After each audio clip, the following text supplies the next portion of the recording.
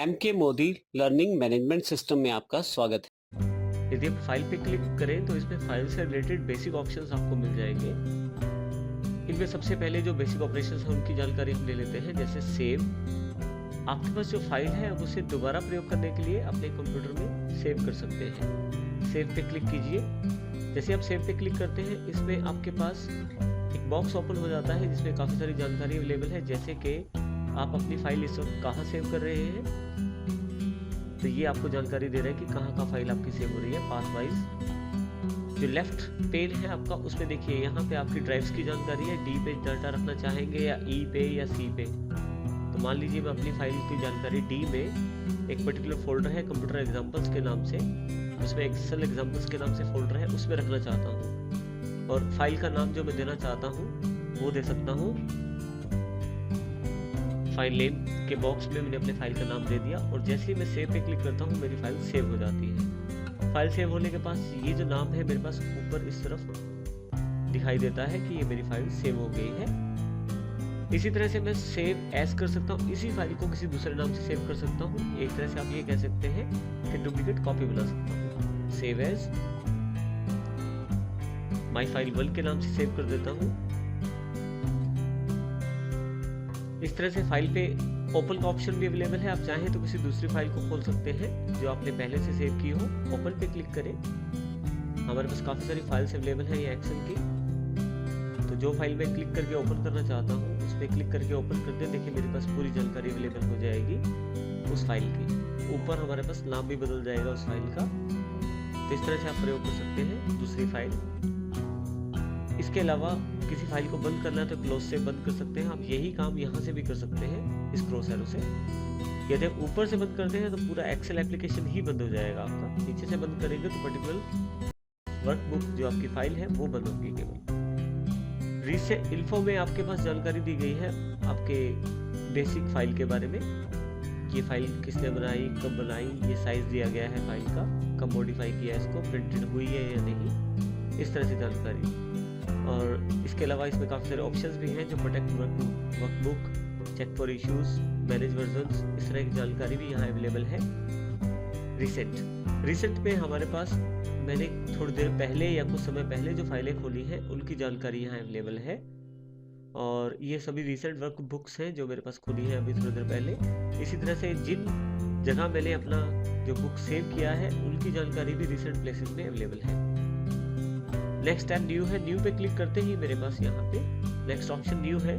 New पे click करते ही मेरे पास काफ़ी सारे ऑप्शन अवेलेबल हो जाएंगे। इसमें कुछ टेम्पलेट्स अवेलेबल हैं जिनको मैं प्रयोग कर सकता हूँ।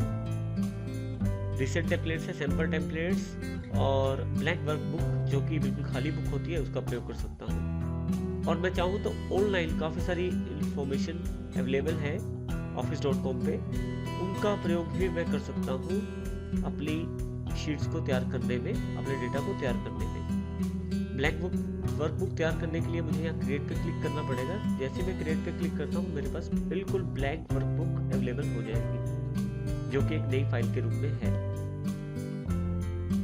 आप चाहें तो इस फाइल को प्रिंट भी कर सकते हैं। प्रिंट पे जैसे ही आप क्लिक करते हैं यहाँ काफ़ी सारे ऑप्शन अवेलेबल हैं। क्योंकि मेरी फाइल बिल्कुल खाली है तो यहाँ मैसेज दिया गया है Microsoft Excel didn't find anything to print. मैं फाइल खोल लेता हूँ जिसमें जानकारी हो। इसके लिए मैं रिसेंट का प्रयोग करता हूँ। कंपनी डेटा की फाइल खोल लेता हूँ। अब फाइल पे जाता हूँ मैं यहाँ से और प्रिंट ऑप्शन का क्लिक करता हूँ। देखिए यहाँ प्रिंट प्रीव्यू अवेलेबल हो जाएगा मेरे पास जिसकी मैं प्रिंटिंग चाहता हूँ। यहाँ से मेरे पास कुछ जानकारी अवेलेबल है जैसे कि कितनी कॉपीज निकालनी है उस फाइल की मुझे, और मेरा प्रिंटर कौन सा है। यहाँ मेरे प्रिंटर का नाम अवेलेबल हो जाएगा यदि आपका प्रिंटर इंस्टॉल्ड है तो। मेरे पास अभी कोई प्रिंटर इंस्टॉल नहीं है इसलिए कोई भी प्रिंटर का नाम अवेलेबल नहीं है। उसके अतिरिक्त आप यहाँ पे पेजेस बता सकते हैं कहाँ से कहाँ तक आपकी प्रिंटिंग अवेलेबल हो। और यहाँ से प्रिंट एक्टिव शीट्स, या आप चाहते हैं कि पूरी वर्कबुक प्रिंट की जाए, या अगर आपने कोई पार्ट सिलेक्ट किया हुआ है तो आप प्रिंट सिलेक्शन से भी प्रिंट निकाल सकते हैं।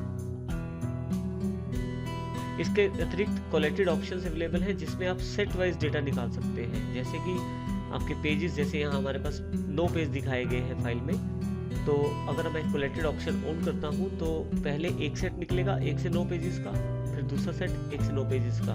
इस तरह से जितनी कॉपीज मैं बताऊंगा उतने सेट वाइज मेरे पास कोलेटेड बुक्स तैयार हो जाएंगी। और यदि अनकोलेटेड करता हूँ तो मान लीजिए मुझे 5 प्रिंट आउट चाहिए, तो पहले फर्स्ट पेज के 5 निकलेंगे, फिर सेकंड पेज के 5, यानी कि ये कोलेटेड ऑप्शन में नहीं होगा, अनकोलेटेड ऑप्शन में होगा। इसके अतिरिक्त यहाँ से पेज साइज चूज कर सकता हूँ मैं। पेज साइज आपकी आवश्यकता अनुसार हो सकता है। नॉर्मल पेज साइज A4 है, जो कि 4 स्टेट पेपर होता है। इसके अतिरिक्त आपके प्रिंटर पे भी निर्भर करता है कि वो कितना बड़ा पेज साइज निकाल सकता है। तो आप मुख्य पेज साइज यहाँ से सेट कर सकते हैं, जैसे मैंने यहाँ A4 सेट कर दिया है। और नेक्स्ट ऑप्शन जो हमारे पास अवेलेबल है मार्जिन का, नॉर्मल, वाइड, नैरो मार्जिन, 3 तरह के मार्जिन अवेलेबल है यहाँ पे। आप चाहें तो कस्टम मार्जिन से अपना मनपसंद मार्जिन भी सेट कर सकते हैं। नॉर्मल मार्जिन, वाइड मार्जिन में मार्जिन ज़्यादा हो जाएगा तो डेटा कम आएगा इसमें। नैरो में मार्जिन कम हो जाएगा और डेटा इसमें ज़्यादा आएगा। जैसे मैं वाइड को क्लिक करता हूँ तो देखिए यहाँ पे मार्जिन ज़्यादा होने की वजह से डेटा कम आ गया। और इसी तरह से अगर मैं नैरो कर देता तो उसमें डेटा ज़्यादा आ जाता है और जगह भी ज़्यादा हो जाती है। बाय डिफ़ॉल्ट नॉर्मल मार्जिन पे प्रिंट करते हैं हम इसे। इसके अतिरिक्त आपका जो डेटा है उसको आप किस स्केल पे प्रिंट करना चाहते हैं। फिट शीट ऑन 1 पेज, एक शीट जो है एक पेज पे प्रिंट हो जाए उसका, और क्या सारे कॉलम एक पेज पे प्रिंट हो जाए, या एक सारी रोज एक पेज पे प्रिंट हो जाए। इस तरह से आप अपनी ऑप्शन सेट कर सकते हैं। और जैसे ही आप यहाँ से प्रिंट की कमांड देते हैं, प्रिंटिंग आपके पास अवेलेबल हो जाती है। Next option save and send का है। आप इन ऑप्शंस का प्रयोग करते हुए अपनी फाइल को सेव भी कर सकते हैं और सेंड भी कर सकते हैं। सेंड यूजिंग ईमेल, आप डायरेक्ट मेल कर सकते हैं, मेल से रिलेटेड ऑप्शंस सेट कर सकते हैं। इसी तरह से आप सेव टू वेब और सेव टू शेयर पॉइंट, जिस तरह के ऑप्शन चाहें उस प्रकार का आप कार्य कर सकते हैं। यहाँ नेक्स्ट ऑप्शन है हेल्प का। अगर आप किसी प्रकार की हेल्प चाहते हैं तो आप हेल्प का प्रयोग भी कर सकते हैं। यहाँ पे एक्सेल का ऑप्शंस में आपके पास काफ़ी सारे ऑप्शंस अवेलेबल हो जाते हैं एक्सेल में, जिन ऑप्शंस के आधार पे आप काफ़ी सारी सेटिंग चेंज कर सकते हैं एक्सेल के अंदर। जैसे जनरल में मैं यहाँ कलर स्कीम चेंज कर देता हूँ, इसको ब्लैक कर देता हूँ और ओके कर देता हूँ। देखिए मेरे पास एक्सेल का जो कलर है, वो जो थीम कलर है वो ब्लैक हो गया है। इसको फिर से ठीक कर देते हैं ऑप्शंस पे। यहाँ से मैं सिल्वर कलर ले लेता हूँ और ओके कर देता हूँ। इस तरह से काफ़ी सारे ऑप्शन हैं आपके पास जिनको आप चेंज कर सकते हैं अपनी आवश्यकता अनुसार, और जैसे ही ओके करते हैं आपके पास वो एप्लीकेबल हो जाते हैं। लास्ट है एग्जिट ऑप्शन। एग्जिट करते ही आप फाइल और एप्लीकेशन से बाहर आ जाएंगे और ये फाइल और एप्लीकेशन आपकी क्लोज हो जाएगी। क्लोज होने से पहले वो आपसे कंफर्मेशन करेगी कि क्या जो डेटा आपका कुछ चेंजेस अगर हुए हैं तो क्या सेव करना चाहेंगे या नहीं सेव करना चाहेंगे। यदि आप सेव करना चाहते हैं तो सेव पे क्लिक कर दीजिए। अगर आप जो डेटा चेंज किया है उसको सेव नहीं करना चाहते हैं तो डेट सेव पे, नॉट सेव पे क्लिक कर दीजिए। कैंसिल से सेम पोजीशन बनी रहेगी, आप कुछ भी चेंजेस नहीं कर पाएंगे। इस प्रकार से आप फाइल टैब का प्रयोग कर सकते हैं।